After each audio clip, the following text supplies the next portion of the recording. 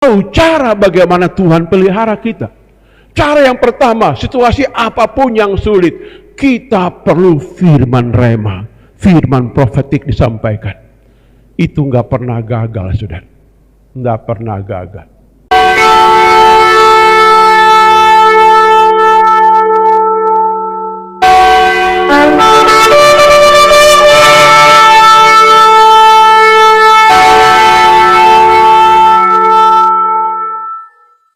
Raja pasal 7, kita baca ayat 1 sampai ayat yang keempat. Mari kita berdiri kekasih Tuhan, kita baca cara bergantian. Lalu Elisa berkata, dengarlah firman Tuhan. Beginilah firman Tuhan, besok kira-kira waktu ini sesuka tepung yang terbaik akan seharga sesikal, dan 2 sikal jelai akan berharga sikal di pintu gerbang Samaria.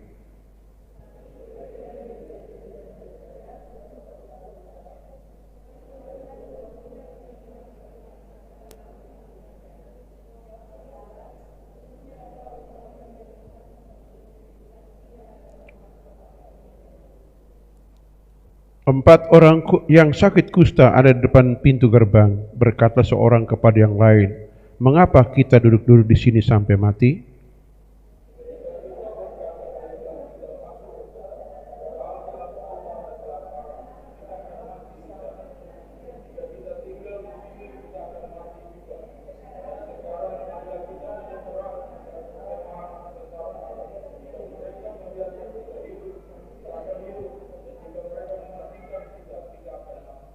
Ayat 5 sama-sama 3. Senja bangkitlah mereka masuk ke tempat perkemahan orang Aram. Tapi ketika mereka sampai di pinggir tempat perkemahan orang Aram itu, tampak sana. Amin. Silakan duduk Bapak Ibu. Puji Tuhan. Hari ini kita dengar firman tentang satu judul atau tema adalah Tuhan membuka jalan saat musuh menutup jalan. Ya, Tuhan membuka jalan saat musuh menutup jalan. Saudara, kita tahu dulu saudara, siapa Elisa ini. Elisa itu sebelum jadi nabi, dia ada janji, menerima janji Tuhan. Janjinya di dalam 1 Raja-Raja pasal 19 ayat 15 sampai 17. Bunyi begini, firman Tuhan kepadanya, pergilah kembali kepada jalanmu melalui padang gurun ke Damsyik. Dan setelah engkau sampai, engkau harus mengurapi Hazael menjadi raja atas Aram. Juga Yehu cucu Nimsi harus kau urapi menjadi raja Israel. Dan Elisa bin Safat dari Abel Mehola harus kau urapi menjadi nabi menggantikan engkau. Ayat berikutnya 1, 2, 3. Maka siapa yang terluput dari pedang Hazael akan dibunuh oleh Yehu. Siapa terluput dari pedang Yehu akan dibunuh oleh Elisa. Puji Tuhan. Nah, dari janji ini saudara tahu bahwa Tuhan memberi jaminan kemenangan kepada Nabi Elisa dalam situasi apapun. Kita ingat juga janji Tuhan kepada Abraham dalam Kejadian 12 ayat yang ketiga. Barang siapa mengutuk engkau akan dikutuk oleh Tuhan. Barang siapa memberkati engkau akan diberkati. Jadi Tuhan memanggil seseorang ada jaminan janji dulu. Ya, sama dengan orang Gereja Perjanjian Baru. Dalam Markus pasal 16 di ayat 15, 16, 17 saudara, jaminannya apa? Sekalipun minum racun maut tidak dapat cilaka. Ya, bahwa kita mengusir setan dalam nama Yesus saudaraku, menyembuhkan orang. Saya jaminan, Tuhan kasih jaminan kepada kita semua. Begitupun Nabi Elisa ini saudara. Jadi kalau kita pelajari kenapa orang dipakai Tuhan keluar biasa, kenapa orang yang sukses, ternyata dalam hidup kita ada jaminan dalam panggilan Tuhan. Itu jadi akar, jadi dasar hidup dulu saudara, supaya kita jangan menyesal di tengah masa sukar. Ya, karena hidup itu tidak mulus-mulus kayak roda pedati saudara. Sekali di atas siap-siap turun saudara, diturun siap-siap naik. Begitu pola hidup saudara tiap hari begitu. Jadi jangan percaya janji orang ngomong begini, ikut Tuhan pokoknya enak semua. Enggak begitu saudara. Melewati lembah, melewati bukit-bukit, melewati berbagai macam ya jalan-jalan kesukaran. Kadang-kadang mulus, kadang-kadang enggak, saudara. Nah, tapi kalau kita menerima janji Tuhan, maka kita pasti menjadi menjadi kuat, saudara. Nah ini, janji Tuhan kepada kita apa, saudara, di Perjanjian Baru? Kita baca dalam Galatia pasal yang ke-3 ayat yang ke-29. Ayat ini mengatakan begini, dan jikalau kamu milik Kristus, kamu juga adalah keturunan Abraham dan berhak menerima janji Allah. Nah ini. Jadi siapapun dia, dari suku mana, dari daerah mana, dari etnis apa, percaya Yesus jadi milik Kristus, berhak mendapat janji-janji Tuhan kepada Abraham.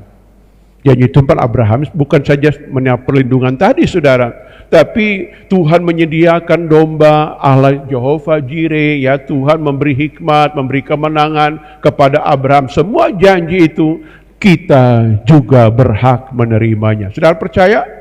Percaya, saudara? Nah ini, saudaraku, jadi kita lihat, wah, luar biasa nih janji Tuhan. Nah sekarang, saudara, di tengah masa sulit tema ini dari kita bacaan tadi, saudara, di situ situasi yang sangat sulit. Ternyata, saudara masih ingat kisah Naaman? Siapa Naaman ini? Panglima perang ya, dari negara Aram, saudara, yang pernah disembuhkan oleh Elisa di ayat-ayat sebelumnya. Tapi datang ini dia nakal lagi, pimpin pasukan kepung itu orang Samaria. Wah, luar biasa enggak? Sama dengan tuh orang pernah bikin baik pak orang kok, dia bikin jahat kepada kita. Lalu kita bilang, orang ini nggak tahu terima kasih ya, saya sudah pernah tolong dia, bantu dia, kok datang bikin jahat. Mirip-mirip kisah ini, saudaraku. Jadi apakah Elisa berkata, wah Naaman kurang ajar, saya pernah sembuhkan dia, tapi ternyata dia bikin jahat dan dia kepung saya. Tuhan tidak pernah, saudara, ingin kita punya pikiran seperti itu. Tuhan ingin bagaimana? Di saat setan menunjukkan diri kejahatannya, kita mesti hadirkan kuasa kebesaran Tuhan. Sama seperti kalau kita baca dalam kitab Keluaran pasal yang keempat dan pasal 3 khususnya di bagian ayat-ayat terakhir. Disebutkan begini, aku tahu Fir'aun tidak akan melepaskan kamu pergi kecuali dipaksa dengan tangan yang kuat. Lalu Tuhan ngomong lagi kepada Musa, aku akan mengeraskan hati Fir'aun agar dia melihat kuasaku bekerja dalam diri kamu. Jadi kalau kita menghadapi persoalan, nggak usah takut, gue sakit hati. Sembah Tuhan, jaga hati, pokoknya lipat gandakan kekuatan Tuhan, agar orang yang melawan kita, agar orang yang menghina kita, agar orang yang merendahkan kita akan melihat perbuatan Tuhan di dalam diri kita. Setuju? Mengerti? Nah ini, saudara. Jadi Naaman yang pasukannya ingin melihat lagi, apa toh kekuatan kesaktian Tuhan Allah Israel? Kita kepung mereka karena manusia hidup dari roti. Pernah ingat pencobaan Yesus alami? Pencobaan pertama, kalau engkau anak Allah jadikan batu jadi roti. Sama pencobaan di dunia di mana manusia banyak bikin dosa itu kalau lapar, saudara. Kalau dia lapar, dia bisa menipu, dia bisa mencuri, saudara. Barang orang dia ambil malam-malam, dia ambil, pokoknya siang hari, pokoknya yang penting bisa dapat makan. Itu keadaan dari zaman ke zaman. Jalan pintas demi melangsungkan umurnya kalau dia makan. Mau curi ayam orang kah, beras orang kah, uang orang kah, harta orang kah. Bila perlu anak curi perhiasan orang tuanya demi untuk berfoya-foya dan isi perutnya, saudara. Itu dosa dari zaman ke zaman, saudara. Nah di tengah kesukaran seperti ini Tuhan latih Nabi satu ini, saudara. Wah, saya baca renungkan, dah wah hebat ini Elisa, saudara. Nah ini, oke, jadi kita lihat sini, saudara. Tuhan berjanji. Nah kita lihat janji Tuhan dulu dalam 2 Tawarik 7 ayat 13-14. 2 Tawarik pasal 7 ayat 13-14 kepada Israel sudah zaman Salomo. Bila mana aku menutup langit sehingga tidak ada hujan, bila mana aku menyuruh belalang makan habis hasil bumi, dan bila mana aku melepaskan penyakit sampar di antara umatku, dan umatku yang atasnya namaku disebut merendahkan diri, berdoa mencari wajahku, lalu berbalik dari jalan-jalan yang jahat, maka aku akan mendengarkan dari sorga dan mengampuni dosa mereka serta memulihkan negeri mereka. Wow, ini janji Tuhan. Masa sukar berlaku untuk orang semua. Kalau ada masalah, jangan takut, lakukan firman ini, pasti Tuhan akan turun campur tangan. Betul tidak? Nah, Janji seperti ini, maka kita lihat saudara, dari tema ini, ya kita lihat dulu, apa sinonim atau kesamaan, sinonim atau kesamaan dari masalah pengepungan ini. Sinonim pertama yang saya itu sama intimidasi. Kalau kita diintimidasi, mengalami masa-masa stagnan, usaha nggak maju-maju, hidupnya makin memburuk, nggak ada pertumbuhan, nggak ada perubahan. Aduh, kok begini ya? Orang jadi bosan gitu. Aduh, bosan saya ini. Kadang-kadang pikiran melayang, cari kerja Jakarta, ke Papua, kemana-mana. Di sini sudah nggak ada bisa apa. Pokoknya stagnan. Pernah alami situasi seperti itu? Ini mirip seperti ini. Ada roh jahat yang mengepung kita. Kita malamnya tidak ada pertumbuhan, tidak ada terobosan, nggak ada ya terobosan baru. Aduh, di sana boleh bagus, pergi Jo. Belum tentu. Yang perlu kita karena bagaimana menghadirkan Tuhan menyelesaikan, bukan kalah di masa stagnasi, betul tidak? Amin. Itu sinonimnya sudah. Apalagi sakit, penyakit, kesukaran yang tiba-tiba muncul, sekonyong-konyong muncul begitu saja, saudara. Dan orang-orang mulai panik kiri kanan. Karena itu, mari orang percaya tidak perlu panik. Amin. Masih panik di tengah masa sulit? Tidak usah panik. Biasa-biasa saja. Itu warna kehidupan. Betul tidak? Saudara pernah main layang-layang? Pernah main layang-layang? Kalau angin kencang, saudara nggak perlu tarik layang-layang. Lepas aja biar angin bawa. Angin lemah, tarik sedikit biar layang-layang naik. Itulah seni kehidupan. Jadi kalau kita pernah main layang-layang atau kata bahasa Manado, palinggir, saudara, itu seni kehidupan. Ya, ini. Jadi kita lihat sini bahwa kita belajar seperti ini, saudara. Nah, sekarang kita lihat apa jalan keluar di tengah masa yang sulit ini, saudaraku. Yang pertama di ayat 1 tadi adalah kita perlu firman rema atau profetik.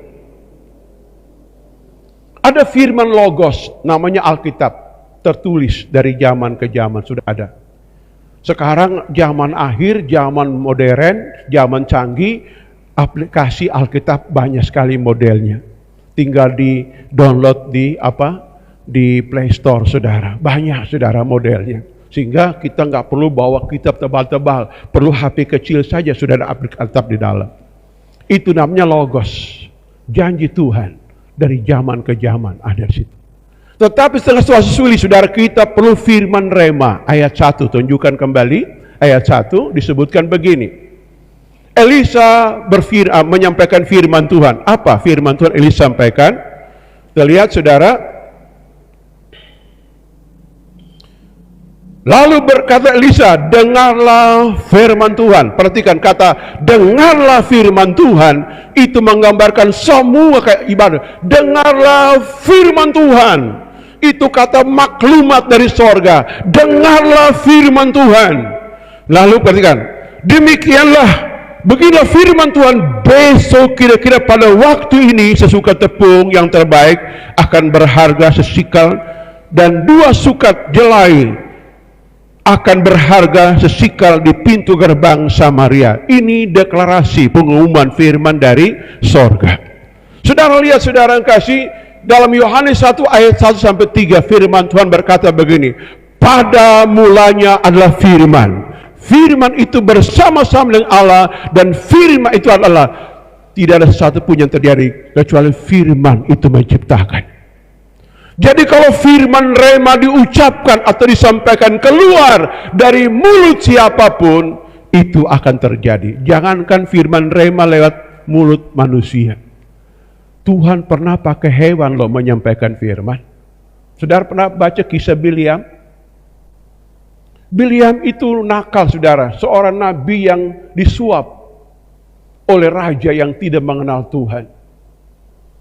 Dan Tuhan pakai binatang piaraannya, keledai, saudara, menyampaikan firman kepadanya. Tuhan lihat, nabi begitu murah di mata Tuhan. Nah, maka Tuhan yang sangat terpaksa memakai hewan untuk menyampaikan firman. Saudara lihat, ini yang terjadi, saudara. Kalau kita berjanji percaya kepada Yesus Tuhan, Yesus bertanggung jawab memelihara hidup kita. Tetapi kita mesti tahu cara bagaimana Tuhan pelihara kita. Cara yang pertama, situasi apapun yang sulit, kita perlu firman rema, firman profetik disampaikan. Itu nggak pernah gagal, saudara. Nggak pernah gagal. Sudah percaya? Peristiwa yang pertama kali alami oleh Musa, waktu semua bangsa Israel, hampir semuanya, tidak semua, ada beberapa tidak, menyembah lembu emas. Dan Tuhan ngomong, kita akan binasakan mereka semua. Kita akan bangkitkan engkau Musa dan keturunan menjadi bangsa pilihan. Semua akan kita bumi hanguskan, kita akan matikan semua. Apa yang Musa lakukan, saudara? Dia pergi tanpa suara, berlutut di hadapan Tuhan. Untuk menerangkan hati Tuhan, saudara. Dengan 3 alasan penting Musa sampaikan. 3 alasan yang pertama, saudara, ingat janjimu kepada Abraham. Ingat mereka umatmu dan ingat namamu yang besar. 3 janji ini Musa sampaikan. Dan Tuhan berfirman, turun, aku batal binasakan mereka. Dengar, dari Musa berdoa dan memohon rema tadi dari Tuhan. Tuhan berfirman, dan firman diucapkan oleh Tuhan lewat Musa, menerima Musa, saudara. Maka Tuhan lakukan hal yang sama kepada itu. Hal yang sama datang ke zaman Yosua, saudara. Pada waktu bangsa Ai atau kota Ai mengalahkan Israel, banyak tentara Israel mati, saudara, tewas, terbunuh dalam perang. Yosua nggak tahu apa penyebabnya. Yang dia tahu Tuhan itu hebat, dahsyat. Tuhan bisa membelah sungai Yordan. Tuhan bisa membuat mujizat zaman Musa 40 tahun dilihat mata telanjang bagaimana Tuhan menyertai Musa dan bangsa Israel. Kok tiba-tiba kalah? Ada apa nih? Nggak ngerti. Saudara, Tuhan isi kita mengalami hal seperti itu. Kadang-kadang ada masalah. Penyebabnya apa kita nggak ngerti. Saudara, kita hanya punya curiga. Nggak usah curiga, saudara. Datang di kaki Tuhan. Cari remanya Tuhan. Apa Yesus lakukan? Dia berlutut di hadapan mezbah Tuhan. Dari pagi sampai petang. Dia tunggu Tuhan ucapkan sesuatu. Ini peristiwa ini. Begitupun kita dalam kesukaran. Torah memang pandai. Amin. Torah memang punya pengalaman, saudara. Tapi dalam keadaan tertentu, Torah bukan maha tahu. Tuhan yang maha tahu. Ingat itu. Amin. Tuhan butuh kita datang menyembah Dia, minta nasihat dan petunjuk Tuhan. Ini yang perlu kita lakukan. Dari waktu ke waktu, kita akan menjadi pemenang. Amin. Ini saudara kasih. Jadi kita lihat sini, saudara. Apa yang dilakukan, saudaraku kasih? Ya, Daud umpamanya. Daud banyak contoh dalam Alkitab, saudara. Waktu kota Siklag terbakar, rumahnya terbakar, istri anak ditawan musuh. Apa dia lakukan? Dia panggil imam, kasih saya baju efod. Saya mau cari Tuhan. Saya mau perkuat kepercayaanku. Dan Tuhan berfirman, kamu bangkit, serang mereka. Aku serahkan mereka dalam tangan. Daud langsung berdiri di tempat doanya. Dia siapkan pasukan. Kita serang. Saudara lihat, berita dari Tuhan itu pasti terjadi. Bila amin. Ini peristiwa yang kita alami dari waktu ke waktu, saudara. Begitupun peristiwa ini, saudara. Wow, ini situasi yang sangat mengerikan. Sampai orang makan bayi manusia. Sudah nggak ada makanan. Ya, sudah nggak ada makanan, saudara. Nah ini. Saya ingat beberapa tahun yang lalu perang Irak dengan Amerika, saudara. Ya, lalu Presiden George Bush, ya, senior ini kasih ultimatum. Saya kasih ultimatum, menyerah atau perang kepada Presiden Saddam Hussein. Saddam Hussein berkata tidak, perang. Kita nggak menyerah. Sudah lihat apa strategi perang Amerika? Dia kirim jet tempur, pesawat pembom, dia bom jembatan, kasih putus. Ya, dia bom itu tempat-tempat namanya telekomunikasi, saudara. Semua komunikasi dihancurkan, habis semua. Menyerah, saudara. Tanpa harus banyak jatuh korban. Komunikasi, perhubungan, itu logistiknya habis, saudara. Betul tidak? Kalau jembatan putus, bagaimana bawa logistik? Saudara nggak bisa menyerah. Begitu. Begitu Perang Dunia Kedua, saudara pernah baca sejarah bagaimana Jepang menyerah. Dua kota besar, kota ekonomi di Jepang dibom dengan bom atom, saudara. Jepang menyerah tanpa syarat, saudaraku. Seluruh dunia tergantung pada namanya logistik. Ini masalah perut, saudara. Kalau perut dihentikan, logistiknya, saudara, pasti menyerah, saudara. Banyak orang bisa pindah agama, bisa murtad. Itu karena hanya masalah uang dan masalah ini, perut. Maka setan datang penampilan pertama pada Yesus. Engkau anak Allah, bikin batu jadi roti. Apa kata Tuhan? Dengar, manusia hidup bukan dari roti saja, dari firman yang keluar dari mulut Allah. Amin. Kalau firman Tuhan ada, roti gampang ada. Itu maksudnya, saudara yang kasih. Nah, kisah ini sama. Saya ingin membuka wawasan kita dulu, kita ngerti hal ini, saudaraku. Baru kita masuk pada langkah selanjutnya, saudara. Waktu firman disampaikan, ada dua reaksi. Dua reaksi yang muncul. Ada yang percaya, di situ 4 orang kusta percaya. Ya, sedangkan perwira dia nggak percaya, saudara. Ini, saudara, saya uraikan dulu. Apa dampak orang tidak percaya firman rema? Dampak pertama itu mati. Tidak ada pilihan lain. Saudara, kalau kita baca dalam kitab Kejadian, waktu Tuhan berfirman pada Adam begini, semua buah-buahan dalam taman ini engkau makan sebebas-bebasnya, tetapi pohon di tengah-tengah jangan engkau makan. Waktu engkau makan, engkau pasti mati. Tuhan bilang pasti mati. Adam Hawa pikir Tuhan main-main, saudara. Muncul roh tidak percaya. Datang setan. Setan bilang begini, mana bisa kalian bisa mati. Tuhan tahu kalau kalian makan, kalian akan jadi seperti Allah. Muncul roh tidak percaya. Apa dampaknya? Adam mati, putus hubungan dengan Tuhan. Saudara, Tuhan tidak mau menciptakan manusia baru dalam debu tanah lagi. Tapi Tuhan ciptakan manusia lewat genetika saja, lewat hormon. Karena Adam sudah ada, saudara. Maka Adam mati dalam pengertian dia putus hubungan dengan Tuhan. Dibuang keluar dari hadirat Allah. Dari Firdaus, dari Taman Eden. Itu dampak orang tidak percaya, saudara. Mengalami kematian. Dan dibuang dari hadirat Tuhan. Dampak kedua orang tidak percaya. Tidak bisa usir setan, saudara. Di Matius 17. Murid-murid datang tanya kepada Yesus begini. Kenapa kami tidak mengusir setan itu?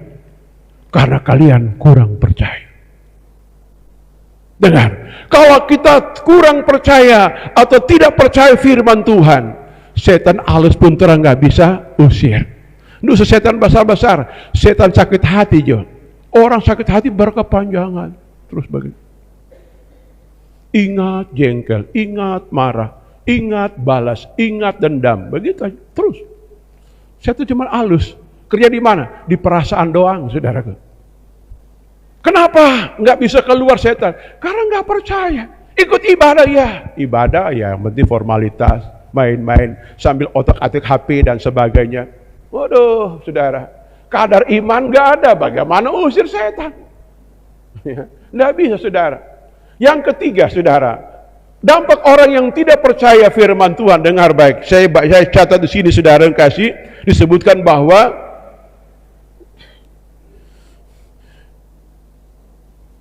contoh imam besar, Sakaria, saudara. Di dalam Lukas pasal 1, saya tulis ini, saudara. Lukas 1 ayat 20 dan 22. Disebutkan begini. Sesungguhnya engkau akan menjadi bisu dan tidak berkata sampai pada hari di mana semua ini terjadi, karena engkau tidak percaya akan perkataanku yang dinyatakan kebenaran pada waktunya. Ini dan seterusnya sampai ayat 22, saudara. Ya, ini imam besar. Perhatikan, imam besar yang dilayakkan oleh hukum masuk ke tempat maha kudus. Nggak boleh orang sembarang masuk. Imam besar tidak percaya, mewakili saya sebagai pendeta gembala sidang. Saya tidak boleh tidak percaya pada firman Tuhan. Sekecil apapun, serahasia apapun. Kalau Tuhan ngomong, itu pasti terjadi. Hukumannya apa? Bisu. Bisa apa? Kita nggak bisa khotbah mengajar orang. Langit-langit melekat, nggak bisa apa-apa. Ini imam besar. Ini berlaku untuk semua pengkhotbah, semua pelayan Tuhan. Kecil atau besar. Dengar baik. Firman Tuhan yang kita khotbahkan mesti kita percaya. Jangan karena intelek kita, nggak boleh. Dengar hukuman akan datang. Zakaria bisu 9 bulan lamanya sampai Yohanes lahir. Waktu dia tulis nama Yohanes, langsung mulutnya terbuka lagi. No. Akibat tidak percaya. Halo? Percaya firman Tuhan? Amin. Sudah lihat orang-orang beriman di tengah masa sulit di mana-mana, mereka ambil sikap mau lari ke mana? Hanya di gua doa tempat kita bertemu dengan Tuhan. Di sana kita meratap, di sana kita dibaharui, di sana kita bertobat, di sana kedaging kita dibantai oleh firman, dan kita buka pikiran untuk menerima rema dari Tuhan. Maka pintu pun terbuka. Betul tidak? Nah ini, jadi inilah disebut bahwa Tuhan mengajar kita agar kita harus percaya, saudara yang kasih. Betul tidak? Yang berikutnya orang tidak percaya, saudara, membuat Tuhan menangis. Saudara perhatikan, Tuhan menangis kalau orang nggak percaya loh. Waduh, bayangkan. Peristiwa di mana? Di dalam Yohanes pasal 11, waktu Lazarus mau dibangkitkan. Yesus menangis bukan karena Lazarus mati, saudara. Dia menangis karena mereka nggak percaya kebangkitan kehidupan. Coba kita buktikan ayatnya dalam Injil Yohanes. Ya, Yohanes pasal yang ke-11 ayat 32 di atas. Nah, setibanya Maria di tempat itu, barang lihat dia tersungkur di depan kaki Yesus dan berkata kepada Tuhan, sekiranya engkau ada di sini, saudaraku pasti tidak akan mati terus. Perhatikan. Ketika Yesus melihat Maria menangis, juga orang Yahudi yang datang bersama-sama dia, maka masgulah hatinya. Ia sangat terharu dan berkata, di manakah kamu baringkan dia? Tuhan. Jawab mereka, Tuhan, marilah dan lihatlah. Terus, maka menangislah Yesus. Kenapa dia menangis, saudara? Baca ayat selanjutnya. Kata orang Yahudi, lihat betapa kasihnya kepadanya. Terus, tetapi berapa orang di antara mereka berkata, ia yang memelekkan mata orang buta, tidak sanggupkah ia bertindak sehingga orang ini tidak mati? Dan saudara, ya, kenapa Tuhan menangis melihat bangsanya, saudara? Dengar, saya ulangi, Tuhan datang waktu itu bukan sebagai hakim, sebagai penyelamat dan pengubah, pemulihan, bahwa menyelamatkan dan memulihkan orang. Ya, tuh. Saudara, ada orang tua didik anak untuk berubah, dia pakai tangan besi, dia siksa, dia ikat, dia gantung, bila pun pakai semut gigi dia, ya, dia kutuk dia pikir dengan perbuatan seperti itu anak bisa berubah. Oh, tidak, saudara. Tidak berubah. Kalau berubah, kalau seorang narapidana masuk penjara pasti keluar berubah total. Bikin lagi kambuh lagi, saudara. Biar polisi bikin pasal berlapis, jaksa pas berlapis, hakim tetap dia lakukan, saudara. Kenapa? Pikirannya, hidupnya nggak berubah. Setan nggak terusir keluar. Hidupnya, saudara. Jurus yang Tuhan pakai di sini, saudara lihat, dia menangis. Apakah mereka percaya juga? Tidak percaya, saudara. Makanya kenapa dia mati dengan cara sadis, saudara? Alkitab berkata, orang melihat dia tertegun, artinya kagum. Waduh. Makanya Tuhan disalibkan sadis, saudara. Kalau hanya Tuhan mencucikan dosa dengan darah, Tuhan ke PMI saja, saudara. Iya toh? Lalu dia ambil transfusi darah, lalu dia basuh-basuh begitu, sudah orang bertobat selesai. Bukan seperti itu, karena penyucian dosa diawali kesadaran orang. Orang kalau nggak sadar nggak bisa berubah, saudara. Nggak bisa. Makanya Tuhan tuh mati sadis. Di dalam keadaan seperti ini dia menangis karena melihat, aduh bangsa pilihan ini memang, aduh apalagi aku mau ngomong kepada mereka. Nggak percaya kebangkitan. Nah gitu, ini ya waktu agak panjang ini mau jelaskan begini-begini, saudara, supaya kita melihat, saudara, ya. Oke, Lihat saudara, di ayat 17-18 di dalam 2 Raja pasal 7 tadi, akibatnya diinjak-injak saudara. Orang gak percaya firman Tuhan, diinjak-injak. Dia lihat berkat Tuhan, dia gak menikmati berkat Tuhan. Ya, ada orang seperti itu saudara, disiksa sebelum mati. Saya beri contoh gini, orang gak percaya firman Tuhan, bagalojo dan ya toh, periksa dokter, sampai sana komplikasi pak, ya musibah poso. Oh Tuhan, makan apa dok? Pokoknya sayur milu, sayur jagung, taruh air banyak-banyak, nggak boleh taruh gula, nggak boleh taruh garam, nggak boleh taruh vicin, begitu saja. Oh Tuhan. Datang acara ulang tahun, makanannya limpah, ada babi putar, ada ragi, ada makanan enak. Dia cuma bilang pembantu, mana itu dang milu rebus kemarin dang. Aduh kasihan. Nah orang kalau nggak percaya firman dari usia kecil begitu, hari tua memang ya MPP mati pelan-pelan saudara. Jangan dijauhkan Tuhan kita seperti itu. Mari percaya firman. Amin. Betul tidak saudara? Ya, jadi kita sini bahwa Tuhan akan melakukan hal-hal yang hebat dan Tuhan pakai jurus terakhir. Baca Wahyu 21 ayat 8. Apa nasib orang yang tidak percaya firman Tuhan? Ya, kita lihat. Tetapi orang-orang penakut, lanjut.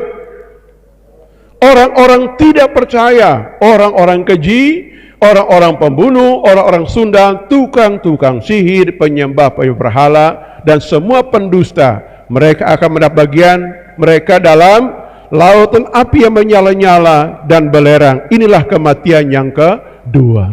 Dosa cuma satu, nggak percaya. Oh Tuhan, hidup sudah nggak ada mujizat, mati masuk neraka lagi. Oh Tuhan, betapa sadiskah dosa satu ini saudara. Nah, orang benar hidup oleh iman dari percayanya. Amin. Amin. Mau percaya firman? Halo, amin. Akibat orang percaya firman Tuhan di dalam 2 Tawarik 20 ayat yang ke-20.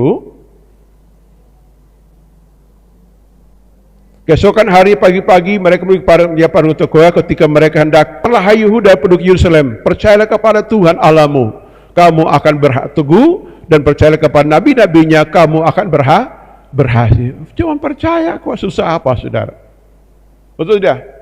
Kalau kita percaya pasti teguh, ya kita percaya pasti berhasil. Nah ini, jadi orang benar dalam hidup beriman itu, saudara tahu, waktu kita awal bertobat punya kasih mula-mula percaya sekali saudara. Waktu memproses kita ini menjadi orang banyak kalah di situ. Hidup senang-senang, zona nyaman, aduh, suruh doa, ogah-ogah nggak mau, ya. Data masalah, aduh, hidupnya begitu-begitu saja, saudara. Nah, mari kita latih diri kita untuk kita percaya Tuhan situasi apapun. Mau percaya?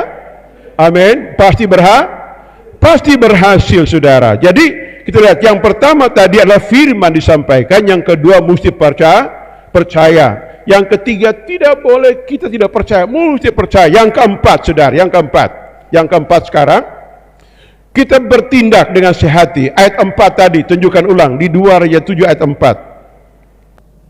Nah, ada 4 orang sakit kusta di depan pintu gerbang.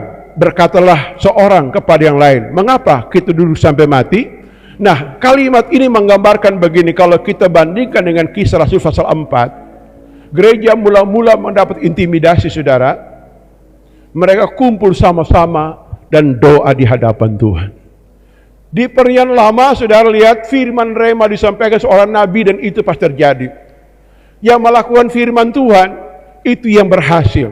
Orang kusta, siapa orang kusta nih? Ada salah seorang bernama Gehasi pasti. Gehasi ini punya pengalaman tentara Aram. Saudara ingat kisah Naaman ulang? Gehasi dia kejar-kejar Naaman, saudara. Dan dia berkata, "Aduh, Nabi kau hilaf, malu hati. Kasih kau persembahan." Dan dia ambil dapat kusta, saudara. Ini Gehasi ini. Nah, Gehasi inilah punya pengalaman. Dia kenal tentara Aram, dia kenal si Naaman. Pasti Naaman datang dan dia mempertaruhkan diri, dan dia kumpul teman-teman orang kusta, saudara. Mari, ya, mungkin dia di bangsal rumah sakit kusta ini, saudara, dikumpul, mari teman-teman, duduk mati, mundur mati, maju mati, mari orang kumpul, orang maju, karena dia dengar Elisa menyampaikan firman Tuhan pasti benar. Bayangkan, dia sudah pernah mengalami. Elisa ngomong begini, karena engkau mengambil harta Naaman, penyakit Naaman turun kepada engkau kena kusta. Dia percaya, dia pasti dengar. Dia nggak peduli tentara itu atau perwira itu menolak, dia nggak peduli, saudara. Dia pernah melihat Elisa ngomong, engkau kena kusta, langsung kena kusta, saudara. Dan itu dia punya pengalaman, sehingga dia kumpul, teman. Mari, kalau kita balik ke kota nggak ada makanan, semua warung sudah tutup, nggak ada pisang goreng, nggak ada pisang groho, nggak ada bulan terang bulan terang, ya, cookies, saudara. Nggak ada apa-apa, nggak ada cookies terang lagi, nggak ada apa-apa, saudara. Sambiki mati semua dan sebagainya. Kelapa sudah kering, buat apa? Mau duduk juga mati. Mari kita maju. Dia nggak sambung, tapi saya percaya ada tersirat. Saya punya pengalaman dengan Naaman, dia punya panglima perang di sana. Dan mereka pergi, saudara. Waktu senja mereka pergi. Ternyata Tuhan bikin suara dan bunyi, dan tentara Aram lari semua, saudara. Oke, ini gaya perjanjian lama, saudara. Gaya perjanjian baru, saudara lihat di Kisah pasal 4 ayatnya, ya, dari ayat 23 sampai ke bawah, saudara, sampai 31. Di situ mengisahkan tentang gereja mula-mula kena intimidasi sama, saudara. Mereka kumpul saat mereka berseru kepada Tuhan. Apa doa mereka? Tuhan, beri kami keberanian. Tuhan, beri kami firman-Mu, ya Tuhan. Beri kami, Tuhan, ulurkan tangan-Mu, adakan mujizat. Dengan nama-Mu yang besar, adakan mujizat, dan ulurkan tangan menyembuhkan orang-orang sakit. Mereka doa, saudara. Alkitab berkata mereka itu gemetar, goncang tempat mereka doa. Mereka bangkit berani memberitakan Injil. Itu modal hidup kita, saudara. Iya toh? Itu modal hidup kita. Kalau engkau berjanji melayani Tuhan, mari hidup seperti itu. Tuhan jamin betul, tapi Tuhan mau dia dilibatkan dalam diri kita. Galatia 2 ayat 20, hidupku bukannya aku lagi, Tuhan yang hidup dalam diriku. Jangan kita mengaku percaya Tuhan, yang hidup dalam diri kita cuma nafsu dan akal-akalan. Oh, enggak bisa. Kita kan buat nama Tuhan dihujat di antara bangsa lain. Tapi kalau Tuhan yang hidup, firman yang hidup, roh itu hidup dalam diri kita, katamu adalah kata Tuhan. Kita ngomong itu jadi, saudara. Orang biasa bilang mulutmu panas, atau tidak? Ya, toh? Mulut istriku panas sekali, dia ngomong pasti jadi. Mulut suamiku panas, dia ngomong pasti jadi. Nah, Tuhan mau kita model seperti itu. Aku yakin. Bilang amin, saudara. Nah ini, jadi kita ada tindakan. Tindakan itu apa? Pertama sehati, yang kedua dalam doa penyembahan, yang ketiga bermohon si janji Tuhan. Tadi ingat janji Tuhan tadi. Ya toh, Tuhan memberi proteksi yang hebat kepada kita. Terus siapa? Minum racun gak mati, dia menyediakan semuanya. Barang siapa mengutus, engkau akan dikutuk oleh Tuhan, memberkati kau diberkati. Itu proteksi Tuhan kepada kita. Gunakan otoritas janji seperti itu, dan doa nyembah Tuhan. Betul tidak? Dalam kesukaran sabar berapa hari, berapa bulan itu gak mati, saudara. Sabar menyembah Tuhan. Nyembah Tuhan. Waktu sudah penuh kekuatan Tuhan, kita bangkit dan bertindak, itu pasti jadi. Amin. Makanya berhenti mengeluh, berhenti bersungut-sungut. Enggak ada kamus orang beriman bersungut, masalah selesai. Enggak ada kamusnya, saudara. Enggak ada kamusnya orang beriman hanya mengeluh, ketakutan apalagi, dan tidak bertindak apa-apa. Bahkan layu, ya, tidak akan beribadah sebagai, aduh, siap-siap kalah, saudara. Tidak bisa. Tuhan berjanji memberikan kekuatan kepada kita. Bahkan perjanjian baru, Alkitab berkata begini, kita melayani Tuhan lebih mulia dari Musa. Kemuliaan menyertai kita lebih besar dari kemuliaan Musa, terima. Kita mesti haus dapatkan hal tersebut. Betul tidak? Amin. Percaya, saudara? Halo? Ini, saudara. Jadi kita lihat sini, orang ini mendengar dan malah melakukan firman Tuhan, saudaraku. Yang kelima terakhir adalah setelah kita baca ayat yang ke-9, ayat 9, lalu berkata seorang kepada yang lain, tidak patut kita lakukan ini. Hari ini adalah hari kabar baik, tetapi kita tinggal di sini diam saja. Apabila kita menanti sampai terang pagi, maka hukuman akan menimpa kita. Jadi sekarang mari kita pergi menghadap untuk memberitahukan hal ini kepada istana raja. Saudara perhatikan saudara, poin yang kelima yang saya sebutkan adalah berbuat baik di tengah-tengah kemenangan yang ada. Amin. Kita diberkati untuk memberkati banyak orang, menghidupkan banyak orang. Saya ingat kata-kata Yusuf dalam kitab Kejadian, di meja makan dengan saudara-saudaranya.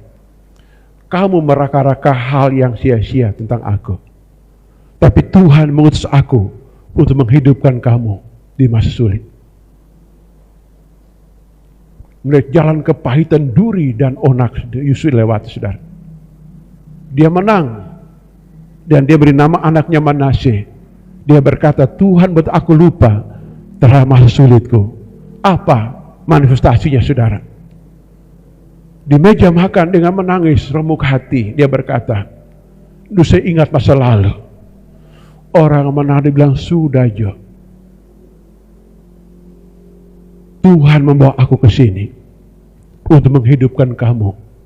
Kalau aku nggak ke sini, kamu akan mati kelaparan. Artinya seperti ini, saudara. Jika hari ini Tuhan memberkati dirimu, hidupkan. Mungkin dia kaum keluargamu, mungkin dia orang tuamu yang sudah tua renta. Kas makan jo sebutir nasi, kas makannya seekor ikan, nggak dosa, saudara. Saya lihat di meme orang bikin di sosmed, saudara.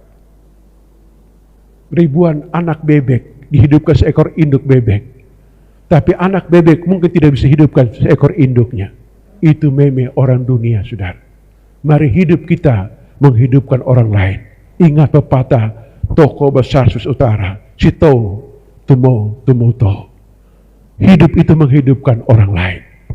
Sehingga waktu kita menyembah Tuhan, Tuhan berkati aku agar aku memberkati banyak orang. Taruh benih di tangan sebagai aku seorang penabur untuk menabur kebaikan kepada orang lain. Kita bisa berbuat baik bukan karena kekuatan kita, bukan karena kecerdasan otak kita saja, tapi kita mendapat kasih karunia di mata Tuhan. Bilang amin.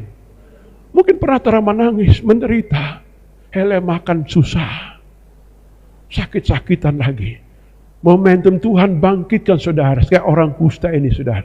Orang kusta dia meras tidak layak, dia asingkan, saudara.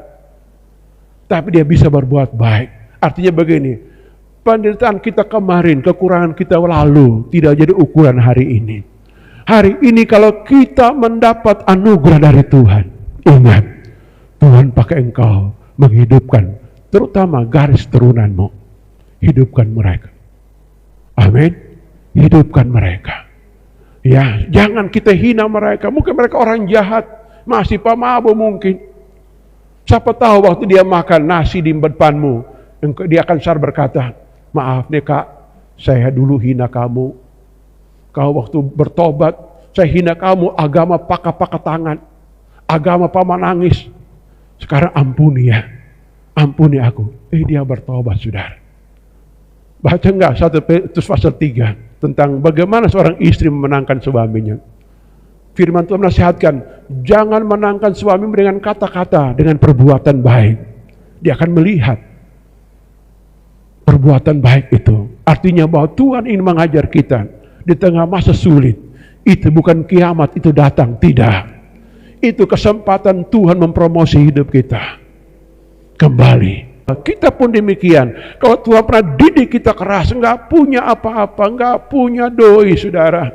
Hosamantar Tuhan, kita doa nangis di kaki Tuhan. Ya, di tempat tersembunyi, mungkin di kamar tidur ke Tuhan, tolong Pak kita. Tiba-tiba SMS bengking bunyi, saudara. Dengar, itu bukan kebetulan. Itu perintah roh untuk hati orang menolong kita. Amin. Dan itu kebaikan yang pernah kita terima. Kayak orang-orang ini. Enggak hujan, enggak panas, saudara. Tuhan bikin suara, tentara lari semua. Orang kusta Notabene orang-orang yang cacat, tidak berdaya, datang mengambil harta begini banyak, menghidupkan satu kota besar. Dari raja dia kasih makan. Saudara lihat, kira-kira dalam peristiwa ini raja bertobat tidak? Mereka bertobat, saudara. Bahwa Elisa bukan orang hebat. Firman Tuhan pasti dilakukan, saudaraku. Itu perbuatan kita memuliakan Tuhan. Bilang amin. Bilang amin. Ini saudara, makanya Alkitab mengajarkan dalam 1 Korintus pasal 6. Orang kikir tidak masuk surga. Berbuat baiklah kepada siapapun. Bilang amin. Berbuat baik itu bukan boros, saudara. Itu bukti kasih sayang kita kepada orang lain. Kepada orang tua kita terutama, mungkin dia masih hidup. Berbuat baik. Iya toh? Halo, berbuat baik. Betul tidak? Iya toh? Saya ingat, ini mungkin Pak Oken di sini, saudara. Waktu pemakaman istrinya, lalu saya bercerita dengan bapaknya. Oken Papa. Ya, Oken Papa bilang begini. Oken itu kok anak bongso, oh begitu ya. Terus, bagaimana opa? Kita paling sayang pada dia. Kita kasih doi, kasih makan. Wah, saya bilang, hebat sekali opa dipisahin pipi anak satu ini. Iya toh? Saya bilang begitu. Dalam hati, saudara. Wah, dia cerita itu. Di bangsal duka waktu kami duduk ya, bersebelahan kursi, saudara. Bercerita, saudara. Ya. Ini kasih sayang orang tua kepada anak, saudara. Begitu dahsyat, saudara. Mari kita bikin timbal balik. Bilang amin. Saat engkau menyembah Tuhan, berkat Tuhan. Berkati aku. Aku berjanji memberi kemuliaan bagi namamu. Dan aku melakukan firman-Mu. Menghidupkan orang banyak dengan tanganku, dengan perbuatanku. Bilang amin. Sehingga penyembahan kita enggak sia-sia hanya angkat tangan. Suruh angkat tangan, suruh turun tangan. Tidak begitu, saudara. Tidak begitu. Saya lihat sebuah video, saudara. Ciputra yang punya Citraland itu. Beliau sudah meninggal, kasihan. Si putra ini ketika dia menyembah Tuhan, tangan sampai gemetar begini, saudara. Dan dalam doa dia, saya dengar dia suara begini, Tuhan, berkati tanganku untuk mengelola alam ini, untuk memberi berkat bagi banyak orang. Saudara lihat di mana-mana dia punya rumah mewah di setiap provinsi, ada Citraland, ada bank, ada mana-mana. Dia seorang yang memang inteleknya tinggi dalam desainer, tempat ITB Bandung. Tapi dia seorang yang sulit hidupnya, saudara tahu. Di situ kita artikan, saudara, bahwa kita menyembah Tuhan dalam kesendirian, dalam bersama-sama seperti ini, saudara. Kita berjanji kepada Tuhan. Kayak Hana berjanji dalam doanya, Tuhan, beri aku anak, aku persembahkan anak ini kepadamu. Tuhan pasti lakukan. Begitupun hidup kita, saudara. Dia bertanggung jawab menjadikan kita jadi agen kebenaran, agen kebaikan, sehingga lewat diri kita banyak orang dunia diberkati oleh Tuhan. Amin. Tinggalkan hidup lama kita. Hidup lama apa? Kepentingan diri sendiri, hidupnya egosentris, saudara, hidupnya ya macam-macam. Mari kita berkata, Tuhan, tolong aku, Tuhan. Aku berjanji memberikan kemuliaan, dijauhkan aku dari kesombongan atau makan puji cari muka. Tapi biarlah aku mau jadi berkat, menolong banyak orang. Banyak orang datang diberkati oleh Tuhan. Amin. Sehingga lihat, saudara, perbuatan ini merubah satu kota bagi nama Tuhan. Dari raja sampai bawahan melihat karya Tuhan dan membuat firman Tuhan keluar tidak sia-sia. Satu ayat kunci kita di hari ini, Mazmur 147 ayat 15. Ia menyampaikan perintahnya ke bumi, dengan segera firman itu berlari. Saudara, tatkala perintah Tuhan turun, itu pasti firman terjadi. Amin. Saudara, ya, inilah terjadi. Saya punya kebiasaan juga, Tuhan, sampaikan sepatah kata saja. Saya percaya itu akan terjadi. Terjadi, saudara. Firman rema disampaikan. Perintah Tuhan turun dari ke bumi ini. Dan firman itu berlari melakukannya. Ya, saya pun menubuat. Firman Tuhan disampaikan tidak akan kembali dengan sia-sia. Waktu firman kita dengar, buka mata rohani kita, buka telinga rohani kita, saudara. Buka semua kita dengar, Tuhan. Sampaikan firman-Mu. Hamba siap mendengar dan melakukannya. Itu akan terjadi. Percaya, saudara? Mari hari ini renungkan firman Tuhan. kita datang kepada Tuhan.